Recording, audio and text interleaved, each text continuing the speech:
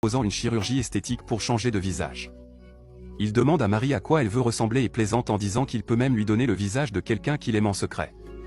En entendant cela, Zheng Yuan devient confus, car juste quelques jours plus tôt, sa femme, qui était dans le coma depuis 5 ans, est décédée. Après avoir enterré les cendres de sa femme de ses propres mains, il n'a jamais réussi à surmonter sa douleur.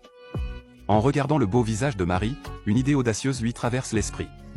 Pendant ce temps, les hommes de main du mari de Marie trouvent le sac qu'elle a laissé tomber dans la forêt. En fouillant, ils découvrent son portefeuille, avec sa carte d'identité et une grande somme d'argent, ce qui convainc son mari qu'elle ne s'est pas suicidée et s'est seulement cachée dans un endroit qu'il ne peut momentanément pas trouver. Ce qu'il ignore, c'est que cet endroit est une clinique de chirurgie esthétique, où Marie est allongée sur une table d'opération froide, prête à subir une opération pour changer de visage. Un mois passe rapidement. Le jour où Marie doit retirer les bandages de son visage arrive. Zheng Yuan entre dans sa chambre et retire lentement les bandages. En voyant son nouveau visage, il tombe à la renverse, choqué. Il réalise qu'il a accidentellement donné à Marie le visage de sa défunte femme. Complètement abattu, Zheng Yuan quitte la chambre de Marie, hanté par l'image du sourire radieux de sa femme.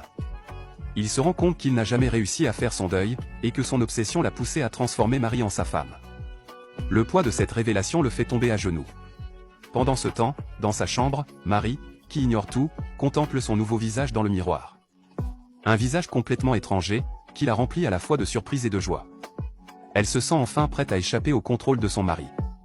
Zheng Yuan, ayant repris ses esprits, entre dans la chambre. Marie lui dit qu'elle aime beaucoup son nouveau visage et qu'elle se sent désormais plus déterminée et moins faible qu'avant.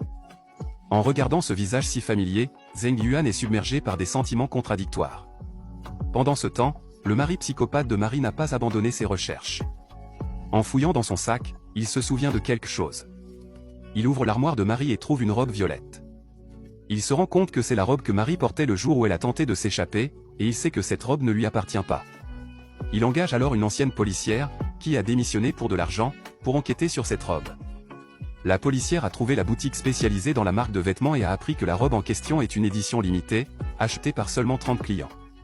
Elle a rusé et a convaincu la vendeuse de lui donner les registres d'achat, décidant de vérifier chaque personne une par une.